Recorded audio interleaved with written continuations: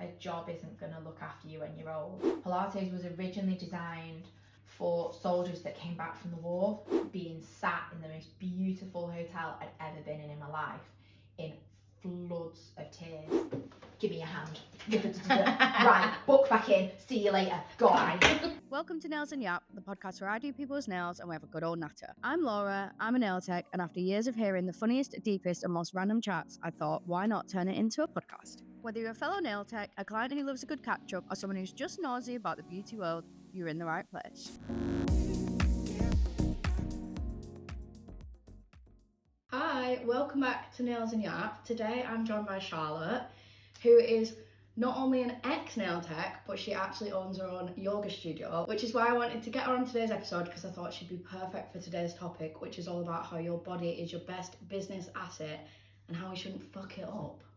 And True. We all do. Yeah. So thank you for joining me. No, thank you for having me on. I'm excited. You're welcome. So do you want to give everyone a little bit of an intro as to kind of where you've come from, your background, and how long you've been a yoga teacher for? Yeah, so my journey's been a bit of a weird one. I actually started off training to be a solicitor and then came home and retrained to be a beauty and spa therapist and a nail tech.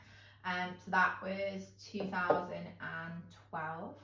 And then just before COVID, I booked my yoga teacher training because I'd been into yoga for similar time as kind of I was studying beauty and what have you, but obviously COVID then hit and my Indian dream went out the window. So had to kind of flip a little bit and do it in this country instead. So then I taught for lots of other studios for a few years, and then in September 2024, I opened Satya Sanctuary, and we're based in the heart of Knutsford. I now teach reform Pilates, mat Pilates, bar, yoga. What else do I do? Trapeze, children's yoga, pre and postnatal, and like you say, kind of, I can see it from that other perspective now, having been a nail tech, of what I should have done had I had the knowledge at the time. Yeah, to kind of look after myself a bit more, because now I've very much felt the repercussions of years of being crouched around somebody or not having the right positioning, not looking after my body in the way I should.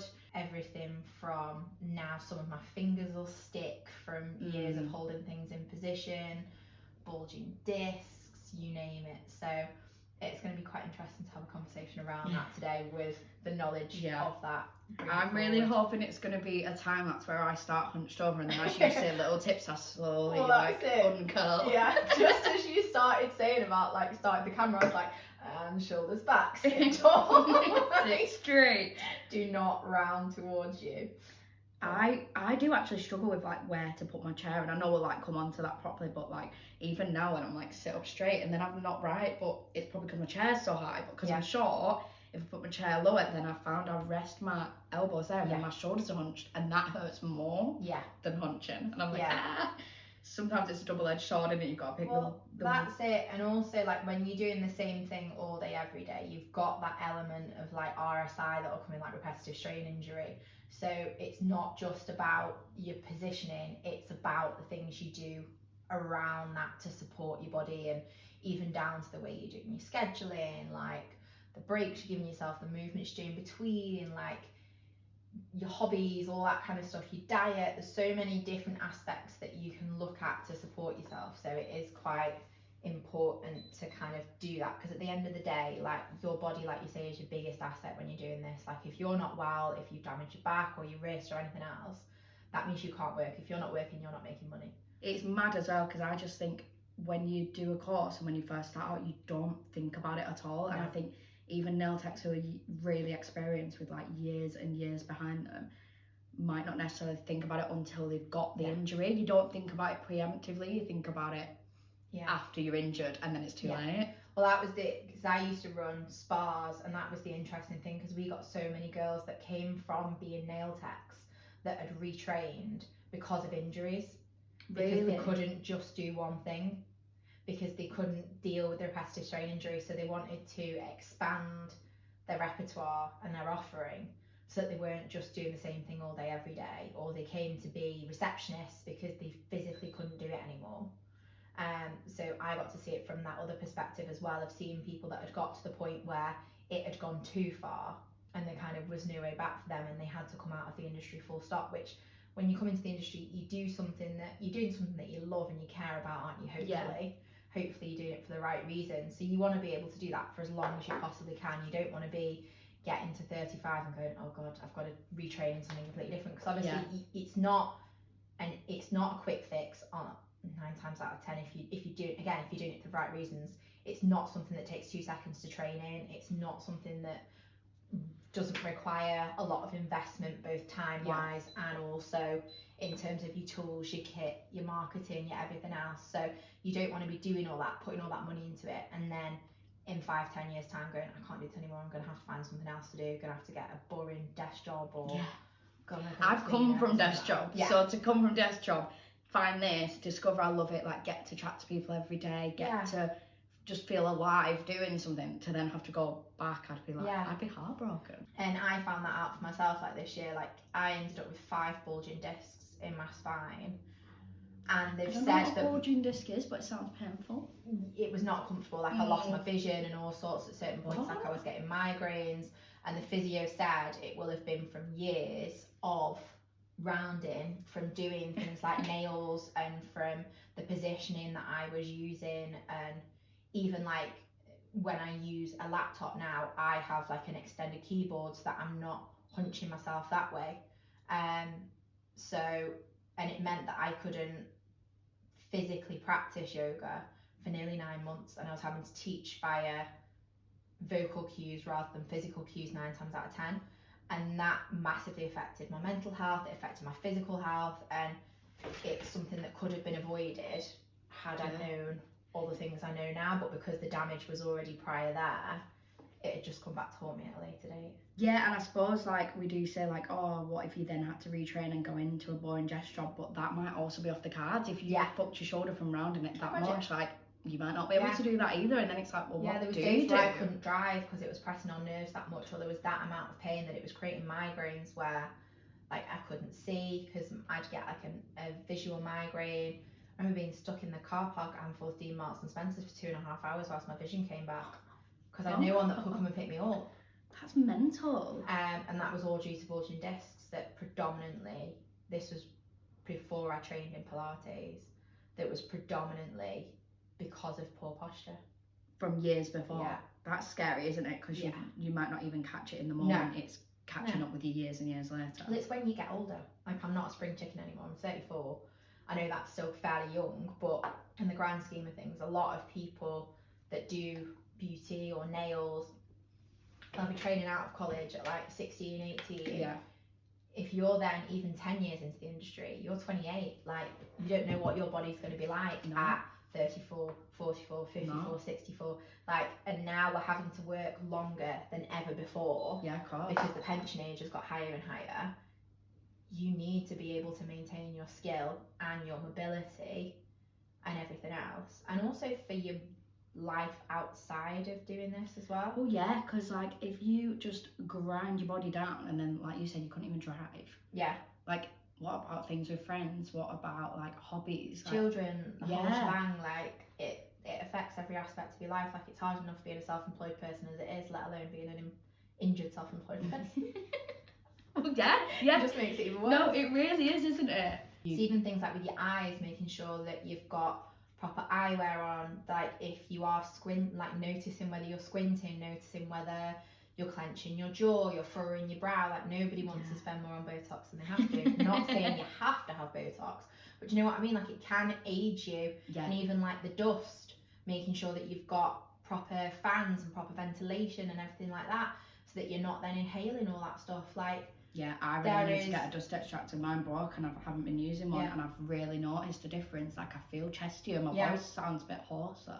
Well, it wasn't until COVID for me that I really was like, sugar, the amount of dust that's coming off here, because you noticed it in your mask and everything else. Like, it made it more obvious, I think. There's so many different aspects that you have to kind of take into consideration. You are doing the same thing all day, every day, aren't you? So sometimes you forget about those things, and also you get used to them. Like, you think, oh, those niggles, those aches and pains, oh, that's just how my body is. No, it's not. Yeah. Like, it doesn't have to be how your body is. Like, if you care for your body, it doesn't have to feel like that. And also, it's like, sometimes I find the worst positions are the comfiest. Yeah. Because when you're so used to bad posture, Yeah. punching feels comfy, You've sitting up feels maladapted. different. Yeah. So then you just go with what's comfy, but it's not what's Yeah. good for you, is it? 1,000,000%. What do you think about those back? Have you seen, like, you put, are they terrible? Do you know what I mean? They have the straps, yeah, the ones that like pull you back and you have to like, yeah. It's going to adjust you at the time. You're better off doing exercises that will adjust the muscles rather than retraining like that, because it will hold you in place at the time, but longevity wise, if you've not got the build up in the muscles in terms of like your strength to support you in that, when you take it off, it's not going to hold you there. Yeah, fair enough. And your body's going to become reliant on those things, so then you're kind of having to wear it all the time. And also, it was hilarious. I tried one for a bit, and they make your boobs look massive. Do they? And you just look like you're like trying to do a Pamela Anderson and stick your boobs out at everyone. Like, it's just not good looking. I worked with a girl years ago, and she was really into fitness, really into like the gym and stuff, and she had the perfect posture. Yeah. But you'd see her walk through the office and it was like she was floating. Yeah. Because she would just, there was like this and she'd just glide across the office. Like, you couldn't see any movement in the upper part. And I was like, you're angelic. You just glide. Yeah. I was like, I want to be like you one day. It's so important to look after your body in that way. Like, even people that sit in offices, I see so many people that are massively maladapted in their movement patterns, in the way that they sit, their flexibility, like they're aging their body quicker because of the way that they're sitting. Like, even I've worked with professional athletes before now, and I'm like, you are at the pinnacle of your physical health in so many ways, but you cannot touch your toes. Yeah, I mean, I don't know when the last time I checked I could do mine actually, but it's like sometimes because you're trying to train for one particular thing, or in this instance, because you're moving your body in one particular way, you can actually do more harm than good if you don't balance your body out. Do you know what I saw, just back to the like posture thing, that I thought did look quite good but would love your opinion on?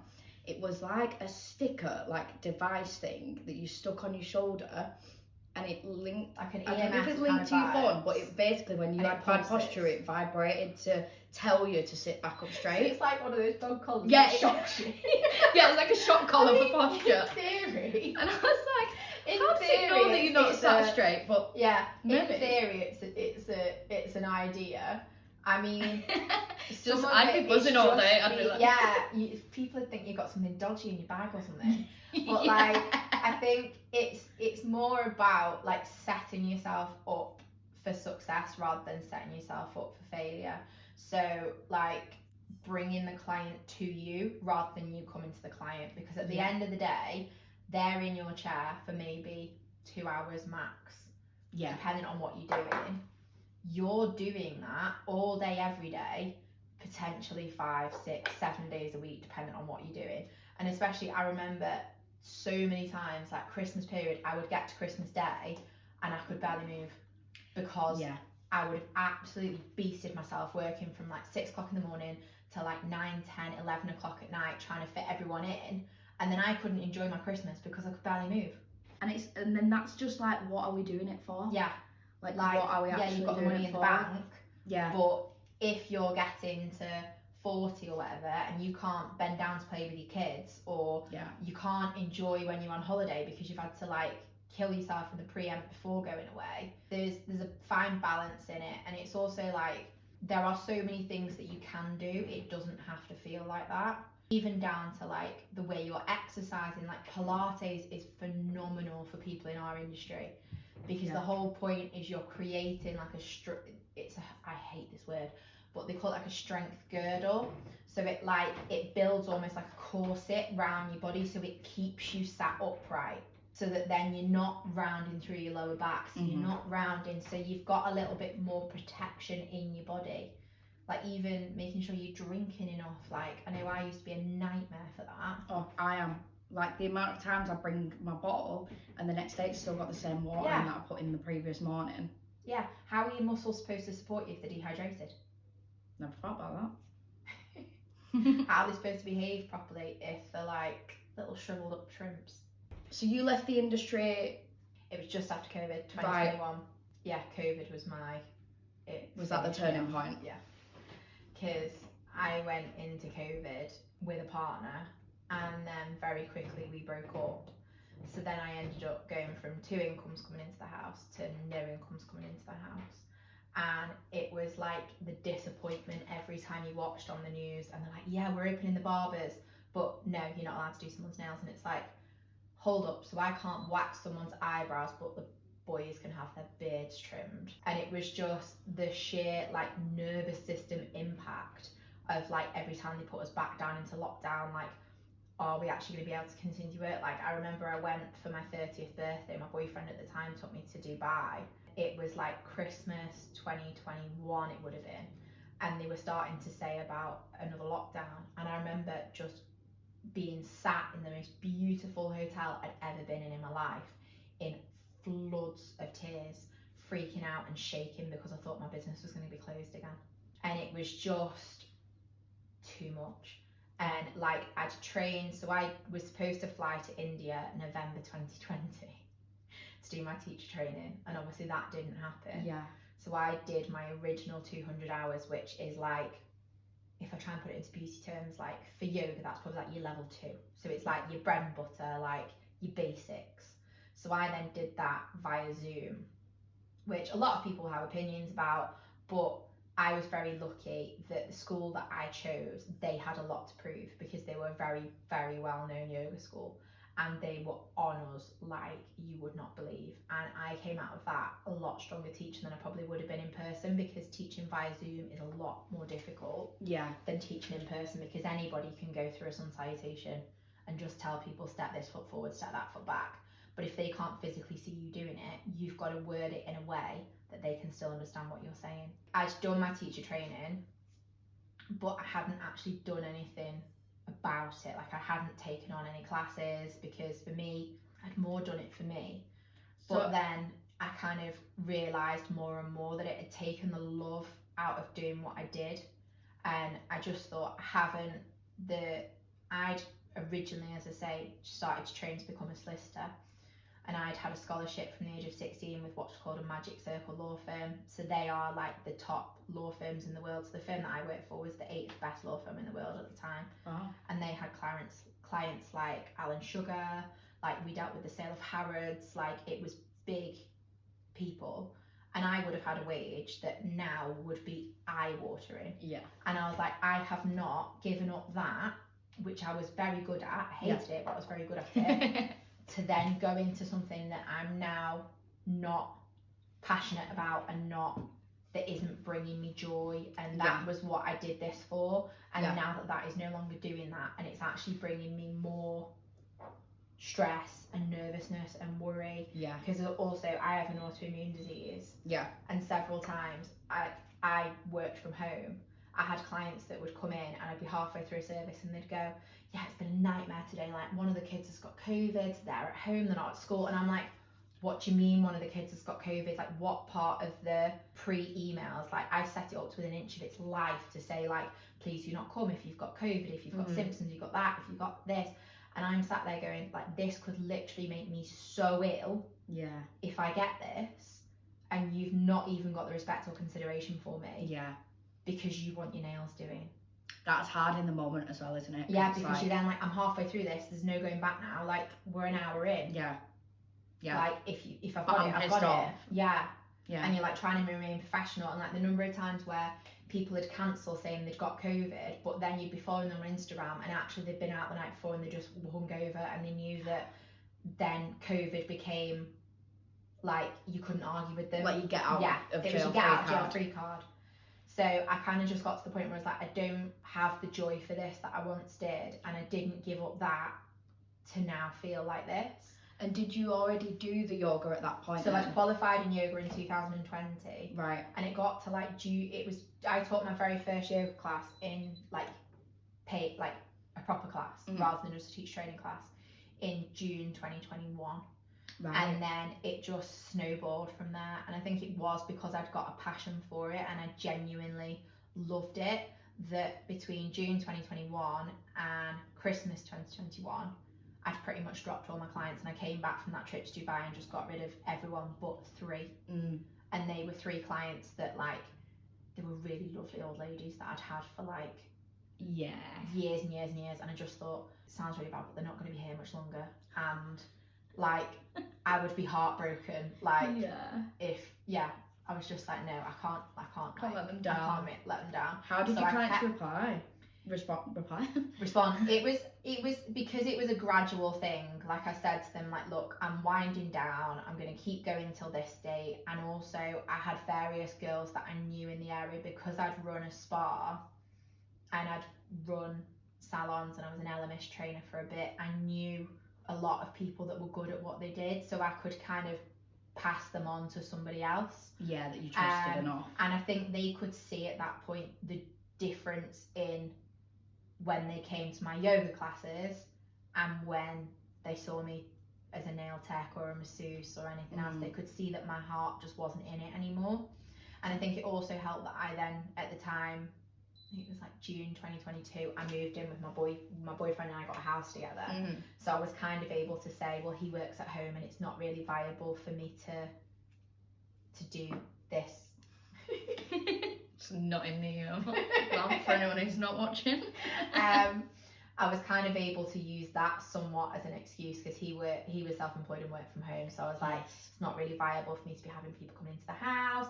And which it's not, is it? No, I see nail techs all the time saying, like, I work from home, be mindful of my family who also work from home. And I'm thinking, it is tricky because, yes, you're entitled to have your kind of set your boundaries and all of that, but also it's your client's appointment and their experience. Well, this is it. And during COVID, like, my whole house had to be pretty much put on hold. Like, there was plastic everywhere. Like, I had to have like sanitizers at the front door. Like, every time someone left, I was like wiping down my whole house within an inch of its life. And I was just like, I think that was genuinely what killed it for me, because it just took the joy out of it. Like, having to wear a mask all the time, because, as I say, like, if I'd got poorly, I could have got really, really poorly. And to some extent it was the disrespect from your clients that you'd been seeing for years, and they'd still be, and I know people will always prioritize themselves, but you were just like, this is my health. It's not your nails. It's not a lot to ask, because I'd put it in all my like confirmation emails and stuff to say, like, I have got an autoimmune disorder. I have had to shield the whole way through COVID. I didn't see any of my family because my mum was a key worker, so I couldn't see any of them. So I did COVID from day 2 to the end completely on my own in a 2-bed flat. God, that must have been hard. It was intense. So I was like, I've done that to keep myself safe, and you won't even miss a nail appointment. And I think it was just that it took the joy out of it. Like, I still do occasionally do bits and pieces. Like, I did my friend's wedding makeup and I did my friend's wedding nails and stuff like that. That was nice to be able to do. I probably would, if I was ever to go back into it, would more go into the training aspect rather than as a therapist or a tech, because that's something that probably more lights me up. Because I think we're on this planet for such a short period of time. We have to work so much of that time that it should be something that you enjoy doing. Like, I don't want to get the Sunday scaries. And I think as soon as the Sunday scaries start creeping in, that's when you have to kind of reassess. And it might not be a new job completely, but even just like, I find sometimes I'll hit a point and I think, wait, I've not had any holiday this year because I've not booked any out for myself, so now I need to, because I will get burnt out if I don't stop now. That's it. And especially as someone that has ADHD, like, I go from one extreme to the other. Same. I am someone that, don't get me wrong, I am really bad at work-life balance. Like, I work 7 days a week, and all my clients are like, I don't understand how you're doing all you're doing, Charlotte. Like, we've done everything from like pasta and Pilates events to like floating sound baths on a lake in the middle of Macclesfield. Like, I come up with some of the most random things in the world, but I make them work, and I hustle and I work my arse off. But there is a balance between doing that for something you love and for something you've lost the love for. But it's also that knowledge that you do have to kind of take a step back and be like, no, which is where I'm at the minute. Like, I'm having to I'm looking for more teachers to take on some of my slots, because I've realised like I need the time to work on the business rather than in it. Yeah. At a time that doesn't take away from my life. A job isn't going to look after you when you're old. As I say, those were clients that I'd had for like 6 years. They were quick enough to risk my health for their nails. When people take deposits for new clients only, I'm like, just because someone's been with you for 3 years don't mean they won't fuck you over. No. I'm deposit for everyone. It's not to say I don't trust my clients, but I just, first of all, I don't like the idea of a 2-tier system where it's like some clients don't like and some do, and then I that's trust you more weird. than you. Yeah. But also, like, at the end of the day, like, I've found that before, when you give people an inch, they will often take a mile. Mm-hmm. And you have to see, if you don't see it as a business, they won't see it as a business. Yeah. 100%. And if you're doing one thing for one person and treating them like your friend, it's not going to end well. Before, you mentioned about if you'd have known certain things when you were a nail tech, kind of, you might have done things differently as a nail tech. What were the things you kind of have learned through your yoga career that you wish you knew as a tech? So it's even the balance between the muscles. So if you're overworking certain muscles or over clenching certain muscles, then you're going to create imbalances in your body that are then going to feed through to your nervous system. They're going to feed through to the maladaptation of your tissues and of your body. So had I been doing things like Pilates, where I would have been building strength through my core to hold me upright, to allow me to sit straight, had I been using yoga to kind of stretch out my muscles at the end of the day to keep my fascia moving as it should have been, rather than reshaping my body into this constant seated position, had I been like moving between clients rather than going back to back to back to back, having 15 minutes between my clients to do a few stretches, to walk a little bit, like getting outside in between clients to make sure that you're getting your proper vitamin D, like not just being stuck in a room all day. Especially in winter, when you arrive in the dark, leave in the dark. Well, and also especially when you're working from home, like there was some days where I didn't leave the house for like nearly 3 or 4 days. And the cabin fever alone, let alone like well, it also made me resent my space.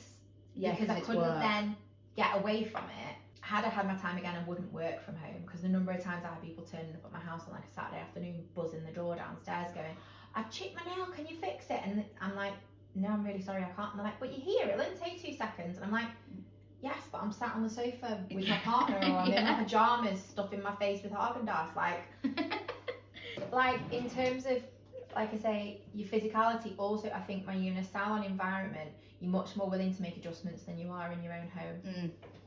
Because like I said to you before we started the podcast, we've just had a girl it's kind of come full circle in some ways. She's moving into the studio, so we've got a treatment room upstairs, and because I just don't have the time to do treatments anymore, in terms of, because at first I was doing massage and things, and I was just like, nah, something's got to give.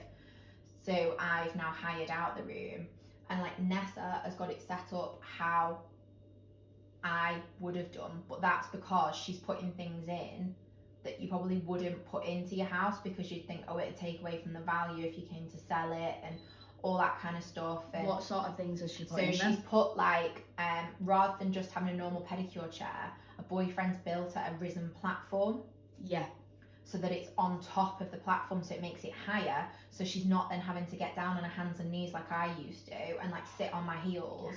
Like she can sit in a normal chair and the feet are right at the right angle. Like she's had a proper chair put in where the legs will lift so that they're at the right height for her. Like she's had all the fans and stuff put in. Like it's all those kinds of things that you probably wouldn't want to invest in those kind of things in your own home, because of like the impact of if you had to move or everything else. And also the space wise, you probably wouldn't get that much space in your own home. The lighting situation, she's able to put the desk where she wants it to be, moving plugs to where she wants it to be, like everything's set up properly. And I think even down to like your chairs, you've got to really think of, because I know this industry is very much about the aesthetic, but it's not a very sexy aesthetic when you've got a hunchback at 42. Like, not being funny. But your chair bang on is the one thing you should spend the most money on. I really want to get saddled so soon. Yeah, but even then, they can be a nightmare. Really? If you've been sat on them for a few hours, it's like riding a bike, my love. Right. Like, it's not very comfortable. Having done facial, like, because I used to work for Elemis, like, having done days of facials where you just sat on one of them chairs for 6 hours, it's also the hip displaced, like, the way your hips are sat. They're not, you need something that's got proper back support, you need something that's giving you a little bit of a pelvic tilt, so those cushions are really great that, like, give you a wedge.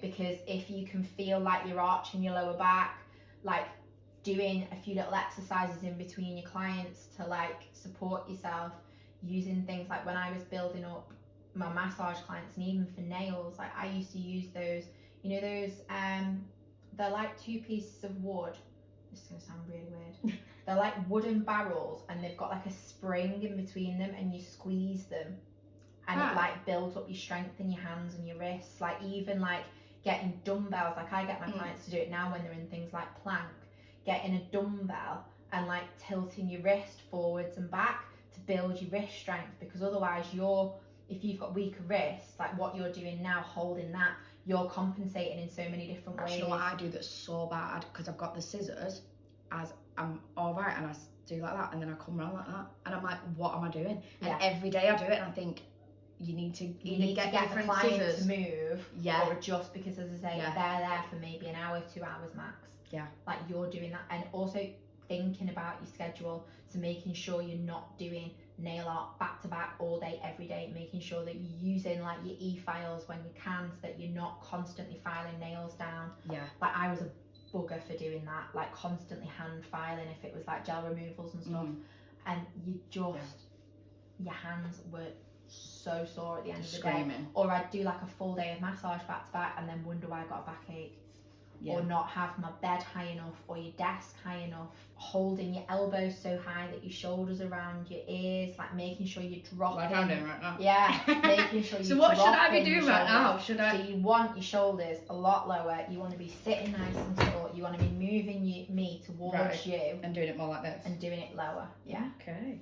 Ooh, I feel really formal. Even now. like, look at your head, the way you're tilting your head down. Should not be doing that. You need it higher. And you also maybe even get, like they do now, they don't look, and don't get me wrong, you won't be winning any points on Instagram for these, but they do like glasses that have got mirrors in them, so that then it allows you to look down without craning your neck. Ooh. Like things like that, like you look like an idiot, but you're going to look more of an idiot in 10 years time when you can't move your neck. Or like me, I was in such a mess. I was on like nerve blocking drugs that like I had to wait so many hours to sleep before like I could drive, and like it was horrendous.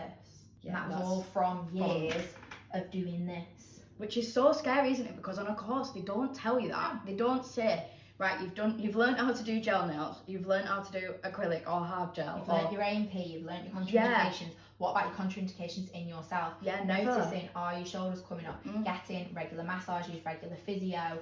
Like, I know it's an investment, but it's an investment you will thank yourself for. Like, now I go to the physio religiously every 4 weeks, whether I'm in pain or not. Really? Yeah. And it's the best investment I've made, because now, the last time I struggled with my neck was probably just before Christmas. But also making sure that you are actually following up with what they're teaching you to do. Yeah. Not just them giving you exercise and you never do it. And like I say, Pilates, like there's so many videos online, on YouTube. You can get Pilates classes in pretty much any studio now. I'm not just saying this because I teach Pilates. Like, it makes such a difference. Pilates was originally designed for soldiers that came back from the war. Really? To rehabilitate the bodies. It's not designed for Pilates girlies with Lululemon outfits and Stanley Cups. Like, it's designed for rehabilitation. And that is exactly what we need as nail techs, to support your body, to rehab your body, to be working in the way it should, not the way we've maladapted them to.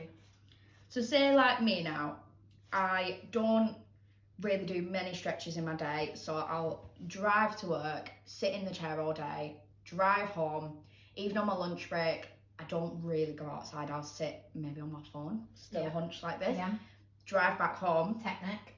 Yep. And then I'll like maybe stand up while I'm cooking tea, if I'm the one cooking tea that night, and then I will sit on the sofa and watch telly, and then get in bed and lie down all night, rinse and repeat.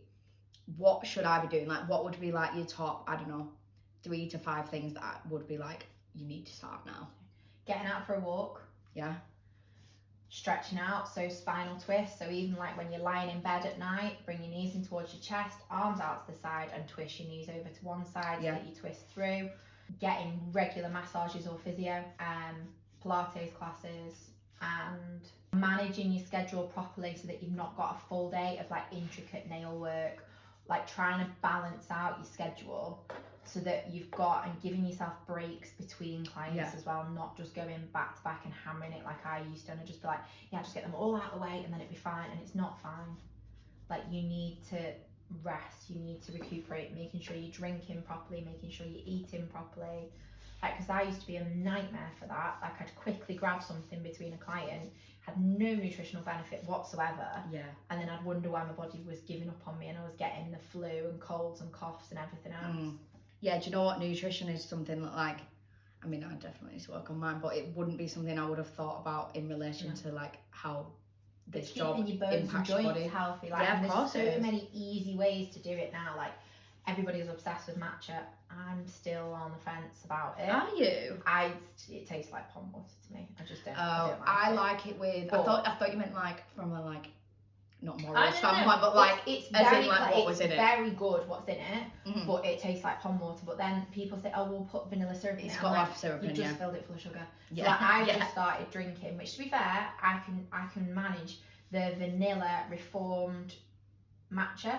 Right. And it's got like, I think it's got something like 10 to 15 grams of protein and 10 to 15 grams of collagen in it. Ooh, okay. And that's an easy way, if I drink a few of them throughout the day, or like adding collagen to your coffees, adding collagen to like, because you can get flavourless ones now. Yeah, I've got like the Nutrition Geeks one. Yeah. You just put it in your coffee and it's fine. It's like things like that are like small hacks that you don't have to think about. Using bath salts when you're in the bath, like, but I mean a hefty amount of bath salts. Like, you want that water so it's like murky, to then replace like the electrolytes and the salts in your muscles that you wet, because you probably don't realise how much you're actually doing in your day to day. Yeah. And how much your muscles are having to support you. What are the best stretches for nail techs to do then at the end of every day, end of every week? So there's a couple of different ones. You want to be, first of all, kind of releasing your spine. So like you could lie on your back in bed at night, draw your knees in towards your chest, bring your arms out to the side and twist the knees over to one side using the same hand that you're twisting over to that side with, to draw the knees across that little bit further. You could take it one step further and draw the knee at the side to draw in across, take one leg straight and then pull the other knee across, and it'll help you to twist that bit deeper. Or even in your chair, that's more for your spine. Okay. So like, even in your chair like you are now, if you put your left hand on your right, what's it called? Brain engaged. So if you put your left hand on the right handle of your chair, and then you take the other hand behind you, I'm trying not to catch my nails on this now, and just sit and just breathe out and twist, you should feel some release. Yeah. And take your gaze over towards the opposite shoulder. Yeah. And you should feel some release in your lower back and in your mid back. I'm getting it all over. Yeah. Even top of my back. Well, that's it. And then if you do the same in the opposite direction. So even doing that like between clients, or if you lay on the bed, you can do that at home. Well, that's a good one, because that is like literally a chair stretch. Yeah. You can even do like things with your hips, because you're sat in this kind of position, you're going to be tightening everything up. So like a nice deep lunge with the back knee on the floor and really pushing those hips forward. Right. If you Google like lizard lunge or like lizard in yoga, that'll be good for you. You can do like an open heart one. So if you brought, let's just pretend that I've not taken my hand out the one. I am that client that you want to punch because they keep taking my hand out. I feel like it's worth it because you're showing me how to not be 100 seconds. So if you brought both arms out to the side and lie on your tummy, and then pretend that arm's out that way. Yeah. Then you're going to bring one hand in towards the chest, and then you're going to roll over onto that side. It will just open all the front of your shoulder. Right. Because if you're crunched up like this, you want to really open the chest. Yeah. Like another one, taking your hands behind your back, interlacing your fingers, and trying to pull your hands as far up as you can. Okay. That one's like, say if you did it sideways, Charlotte, do not get these nails after she's just worked so hard on them. You take your hands behind your back like that and really lift them. Ignore mine to some extent because I'm hypermobile, so I will go further.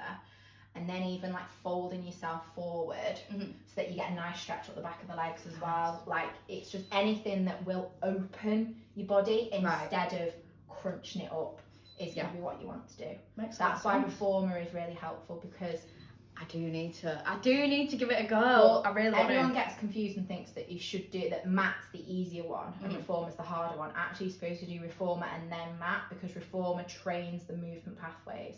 So reformer is all about bringing stability into the joints, and because the machine moves along certain paths where the straps move or where the channels of the wheels on the carriage move, it stops you from dumping into one side or another. So especially for nail techs, it's so good because it rebalances your body, rather than if you're on the mat, it's a lot easier to compensate. Well, yeah, I do think sometimes when I've done mat before, I'm like, am I too wobbly? Am I too, you know, when you're not stable because you just... Well, that's it. It builds that stability in the joints, and it builds that strength in your ligaments and your tendons, and it also helps you to articulate the spine, and it moves through all the different pathways of the spine to kind of help you to open up. So like a lot of people for a long time have been so obsessed with gym and HIIT workouts and stuff like that. If you've only got a short period of time to do and you're a nail tech, focus on your Pilates. Like, it calms your nervous system, it calms you down, it's not throwing yourself at a wall, it's building your body rather than like high impact exercise that's going to crunch your body back up again. Yeah, I mean, I've never been one for high impact anyway, I'm not gonna lie. I used to be, but then I've seen so much of a difference, and I feel so much stronger.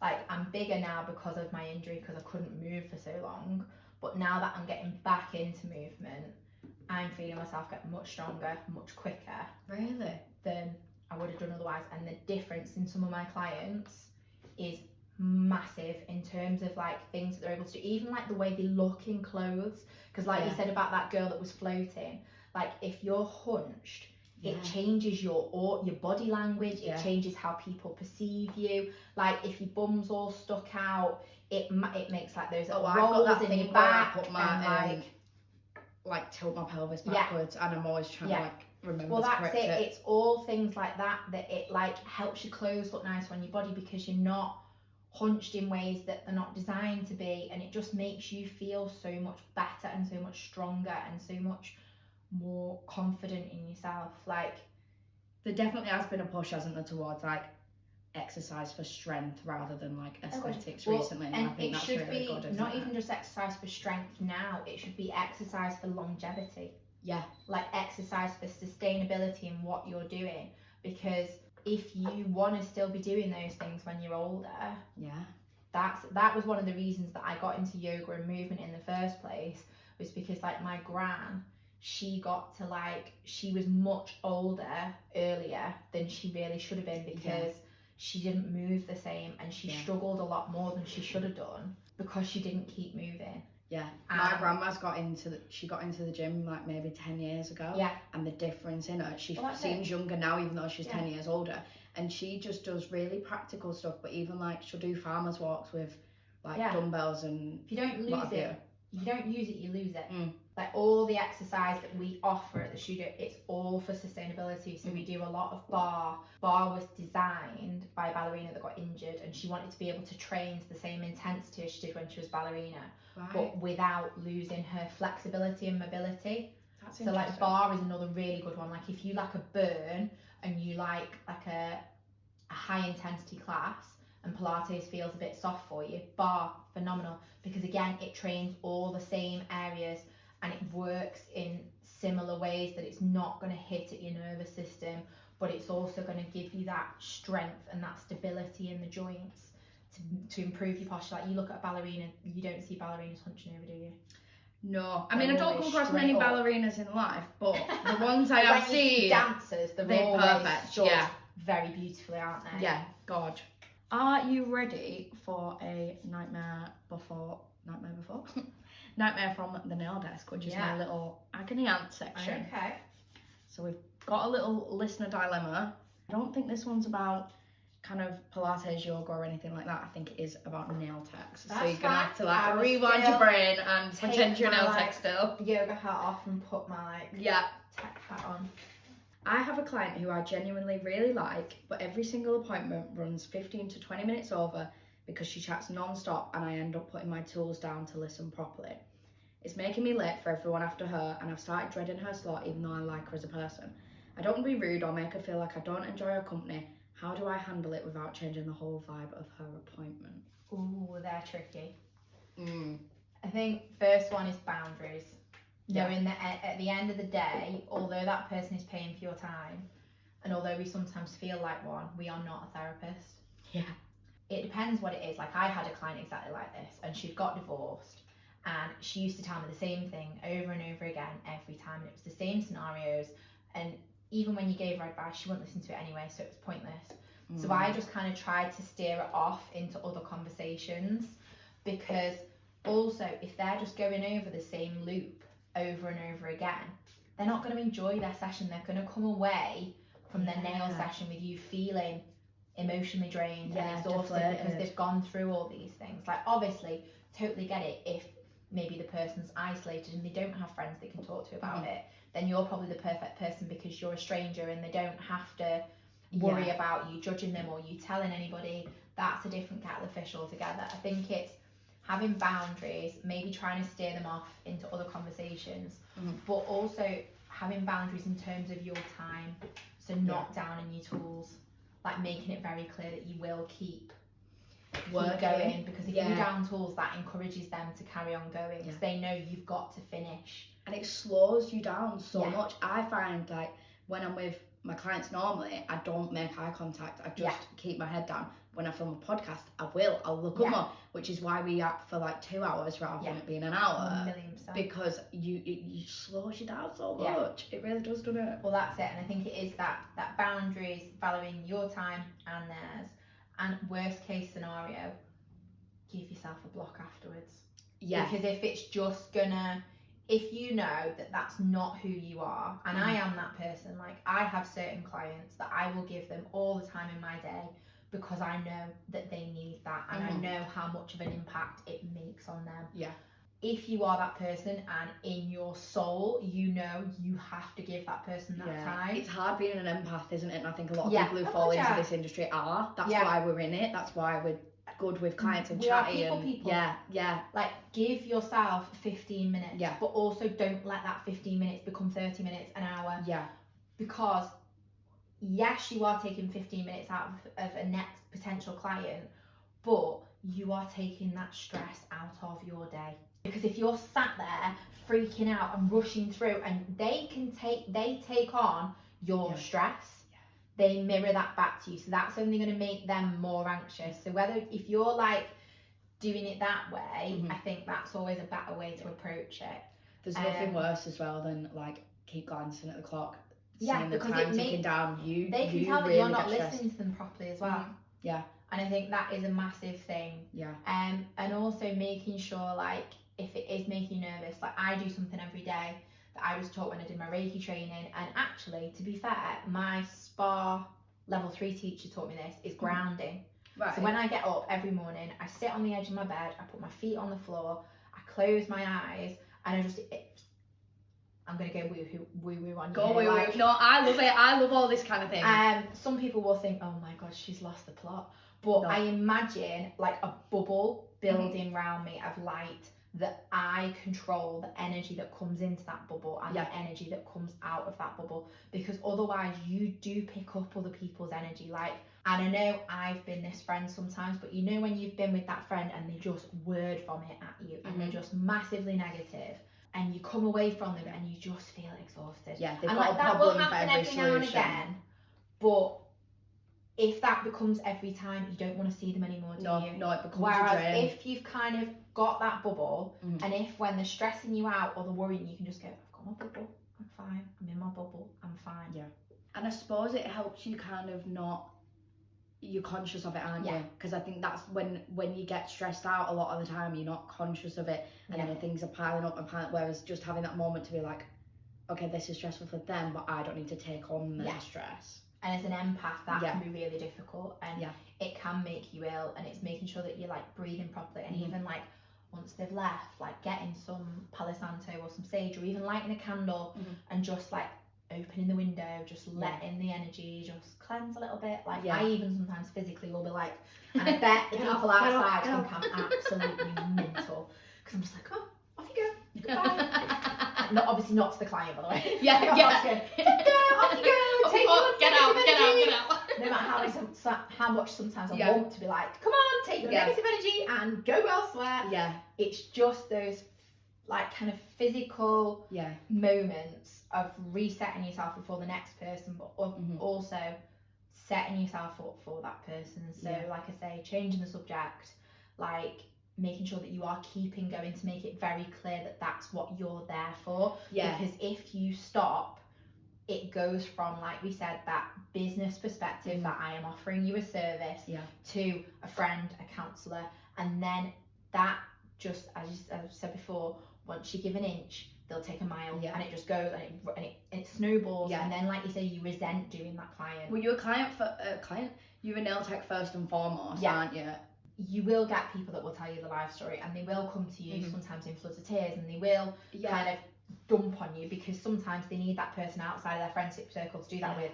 But it's making sure that you are very definitive in those boundaries and making sure you keep going, because the minute you stop, that is that minute you signal to them that it's okay to carry on going like that. And I love that my clients feel safe with me. I love that they come, and that if they've got a problem, they'll chat it out with me. The amount of times you get messages afterwards that say like, thank you for listening, that really helps. And I love that. What makes you a person, not a machine. 100%. Like, I absolutely love that. But if you took on everybody, you've got to have that kind of, like you said, that separation. And I like the idea where you said of like, open the window, just give yourself a second just to like, you've heard it, but you don't need to carry it. And I think that's the difference, isn't it? You can be a good support for your client. You end up like, what was that toy you used to have in your kid? Buckaroo. You end up like the little donkey that you put in another little sombrero on, or whatever it was, and you're piling everyone's stuff on, and then all of a sudden it'll just go ding, and either your body will show it, because your body keeps the score.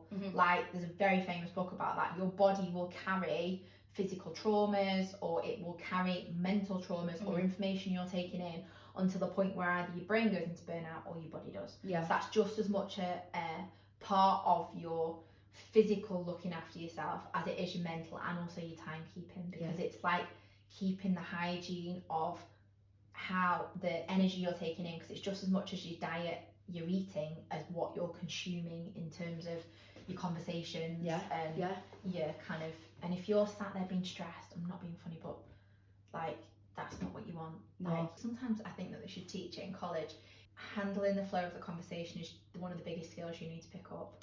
Because it's that conversation time isn't just for like general chit chat. It's also for upselling your services. It's for making sure that they feel heard, seen, supported enough that they want to come back. Because you are building a relationship with that person, but it's got to be not like, give me your hand.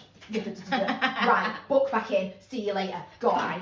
Like, that's not the kind of, I'm not saying it's got to be all sales, but you have, it's got to be for a purpose. And at the end of the day, if you wanted to just be the friend, you'd just do your friends nails all the time. You wouldn't do it as a job. And no one wants to do just the friends nails, because they're the worst clients. No. But it's one of them, like, there's got to be boundaries in everything. And I think that is the key thing of everything we've spoken about today, is making sure you know your physical boundaries, your mental boundaries, your time boundaries, and your boundaries in your relationship with your clients. Because if you don't put those in place, that's when everything kind of goes. Dominoes fall. And to some extent, that's because there is that closeness between you and your client. Like, there is very much that with a yoga studio. Like, we very much become people's, because everyone thinks we've got it right and we're all floating on clouds, and actually like what they don't see is you're like your little swan with like your legs kicking away underneath. Like, on the surface you look dead graceful, and underneath you're like, my ADHD is raging, I have not slept in 3 days, I've got messages coming out of every orifice and so much shit to do, I need to stop. But they don't see that. They just see like you come in and go, right, we're all going to chant, and we're all going to flow through postures, and they come out floating on a cloud, and you're like, I have got a million emails that I've just received in that 45 minutes of that class that's just made my to-do list 10 times longer. Even with beauty and nails and stuff, I think people still they just think, oh, you just paint a few nails.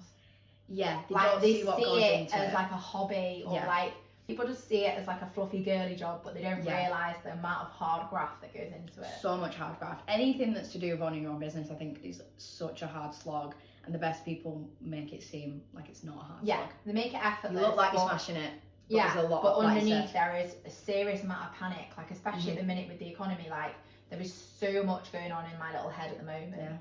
And I think it's really important as people that work customer facing that we appreciate that, and that we give ourselves time and space for that. And a big part of that is this customer dilemma of making sure you are giving yourself physical space and physical time, and that you aren't carrying everyone else's burdens, because you are one person. You are not going to solve the world. Unfortunately, we can't. There's a very orange man that's causing a lot of carnage that no matter how much spray and advice we gave him, I don't think would solve anything. Let's just talk about maths and have a nice time. Like, try and keep it light. Try and change the subject, and just... And I think also be honest as well, like if that client every single time they're noticing a pattern where they're always running over because they're trauma dumping, a great way of handling that would be for the nail tech to say, oh, I'm really sorry, I might be a little bit quiet today. Or just initiate the conversation just with someone else. Just don't even let her. Just like literally control the conversation. Just like, oh my God, I had the most amazing weekend. We did X, Y, and Z, and da-da-da-da. Or even like if it's got to a certain point and you feel comfortable in doing so, saying to them, maybe, like, obviously we have these conversations a lot, maybe do you think it's time that maybe you had a chat with someone that could really help you? Because we're not trained professionals. I actually really want to do a course in counselling. Staying in your lane, I think, to some extent, and that's what we say a lot in yoga, especially because, like, often people will come to yoga because they're searching for answers. And they've had childhood trauma or adult trauma, and a lot of stuff comes out that during those sessions, because, let's say, the body holds it, and you have to remember, I am not a psychotherapist, I am not a somatic therapist, I am not someone that can hold this, but I can support them and encourage them to go and see someone. You can signpost. There's a way to do it. There's not, you don't go like, right, Beryl, I think you need to get your head checked, because it needs a bit of a wobble. It's getting a bit out of hand. We've been having this same conversation, love, and I've got to the end of my tether with you, and I don't want to listen to this anymore. Like, there's a way of doing it, but it's also knowing your boundaries in your qualifications. Well, I think when you said stay in your lane, that's a really good way of putting it, because, like, for me, I would love to do not even a full course, but just a few sessions, some sort of entry-level qualification in counselling, just so I know how best to handle certain difficult situations. So when someone talks about a death or a diagnosis or miscarriages, things like that we hear a lot at the desk, I want to know that my response is a good response. At the minute, some I just of the go human. Do it, you know. I love did that.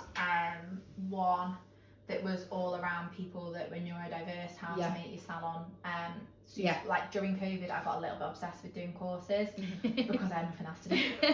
I also lost like 6 dress sizes. It was ridiculous. I was the fittest and skinniest I've ever been. It was phenomenal. I came out and everyone else had got like horrendous nails that had grown out, and hair that was horrendous, and I'd like taught myself to highlight and I looked the best I've ever looked, and everyone else looked like they'd been dragged their heads back. You were thriving while everyone else was surviving. My bank balance not so much, but my aesthetic was on point. But my point was, there are some of the charities like Mind you can do courses with on like how to deal with situations like that, because there is aspects of that obviously will come up in all of our day-to-day lives. Like even the government do things on like there's the NSPCC on like safeguarding courses and courses for points where you maybe need to refer, like if someone says that they're like considering harming themselves, like how to circle around with that. If someone, like even down to like terrorist threats and stuff like that, the government there are courses that you can do. Interesting. And like safeguarding courses in terms of like where to signpoint someone to, or if you think someone's becoming radicalized, like all that kind of stuff. No, that's really There's interesting. so many different avenues that you can go down. Yeah. That some of them are free, like the government ones are free. Some of the charity ones you can get access to for free. I'll definitely have a look, because I just want more confidence in it. And like you say, it is stay in your own lane. I don't want to become a counsellor that does nails. Yeah.